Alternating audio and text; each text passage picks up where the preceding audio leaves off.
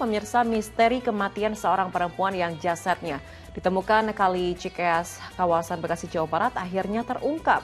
Pembunuh korban tak lain adalah mantan kekasihnya yang kecewa hubungan percintaannya dengan korban berakhir.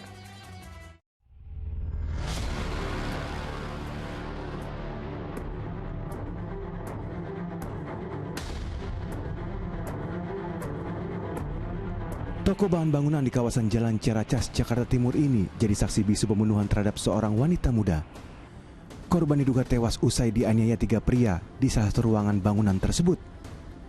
Mayat gadis berusia 16 tahun itu dibuang para pelaku dan ditemukan di Kali Cikeas, Jatisampurna, Bekasi, Jawa Barat. Dari hasil identifikasi petugas, korban dipastikan meninggal dunia akibat dibunuh. Sejumlah luka bekas penganiayaan di tubuhnya jadi petunjuk. Kematian wanita berparas manis itu membuat keluarga terpukul. Korban menghilang 5 hari sebelum ditemukan tak bernyawa. Keluarga sempat mencari korban ke tempat tinggal mantan kekasihnya. Namun pria tersebut mengaku tak mengetahui keberadaan korban. Jawaban sang mantan pacar rupanya bohong belaka. Ya, berdasarkan bukti dan keterangan saksi, pria berinisial AM itu justru otak di balik pembunuhan korban. Ditangkap di kawasan Mustika Jaya, Bekasi, Jawa Barat, AM ditetapkan polisi sebagai tersangka. Polisi juga menangkap 2 tersangka lain di 2 lokasi berbeda. Keduanya diduga turut membantu AM menghabisi nyawa korban. Sakit hati diputus cinta jadi dalih AM untuk menghabisi nyawa sang mantan. Lelaki 19 tahun itu pun mengatur siasat melenyapkan nyawa korban dengan mengajak 2 temannya. Motif yang melatar belakangi terjadinya kasus ini adalah ini pelaku utama atau eksekutor ini inisialnya AN. Ini sakit hati, tidak terima diputuskan hubungannya oleh korban. Malam saat kejadian, korban dan tersangka bertemu di Jalan Ciracas Raya. Tersangka AM lalu mengajak korban ke toko bahan bangunan tempatnya tinggal dan bekerja. Ketika berada di dalam kamar AM, 2 rekannya masuk tiba-tiba dan segera meringkus korban. Saat korban tak berdaya, AM menganiaya mantan pacarnya. Jasad korban lalu dibawa dengan mobil sewaan dan dibuang dari atas jembatan ke aliran Kali Cikeas. Pada saat korban ini merenggang nyawa, mereka bertiga main PS menunggu waktu subuh. Ya, menunggu waktu subuh korban dibawa ke tempat pembuangan. Tak hanya itu, polisi mengungkap fakta lain. Ketiga tersangka juga merampas barang berharga korban. Buah perbuatan kejinya, ketiga tersangka bakal dijerat pasal berlapis dengan ancaman hukuman penjara seumur hidup atau bahkan hukuman mati. Tim Liputan melaporkan. Innalillahi wa inna ilaihi roji'un. Miris sekali hanya karena cintanya kandas, nyawa sang mantan kekasih pun melayang. Nah, Pak Ustaz, apa saja yang menjadi catatan dalam kasus ini? Apalagi jika kita melihat ini umur dari korban maupun pelaku masih sangat muda, yakni 16 dan juga 19 tahun. Ternyata sudah berani melakukan tindakan pembunuhan.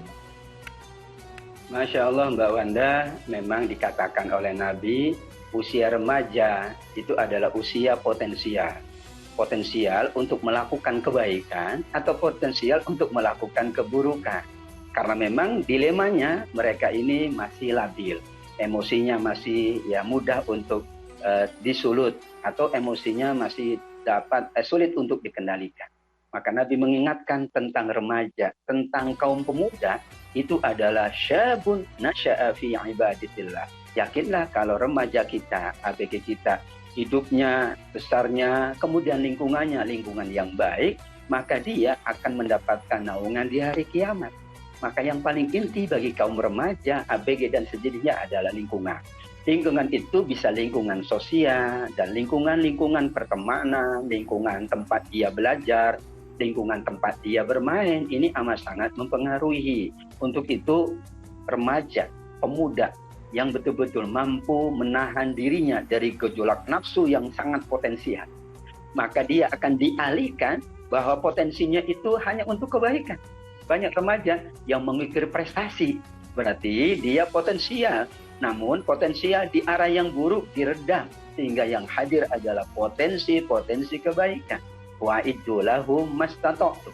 Allah berfirman, di surat Al-Anfal 60 untuk kaum remaja, untuk kaum pemuda, bahwa siapkan oleh kalian itu berbagai macam potensi. Dulu ya di pesantren masih remaja atau anak muda itu diperbanyak aktivitasnya sampai dia penat, sampai dia capek ya, bahwa bahkan kita tidurnya boleh setelah jam 10. Kenapa? Supaya banyak aktivitas, supaya banyak yang dijalankan dari hal positif.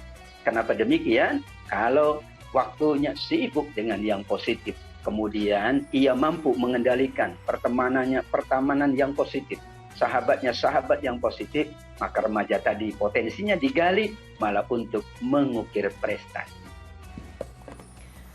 Baik, pertanyaan selanjutnya Pak Ustaz, ini khusus bagi para remaja yang tengah dimabuk asmara atau cinta monyet begitu ya.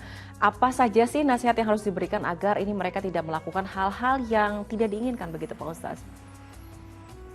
Ya, cinta monyet, ya cinta antara dua remaja itu lazim dikatakan bahwa mereka cintanya masih belum jelas, masih belum sungguh-sungguh, masih ngawang-ngawang.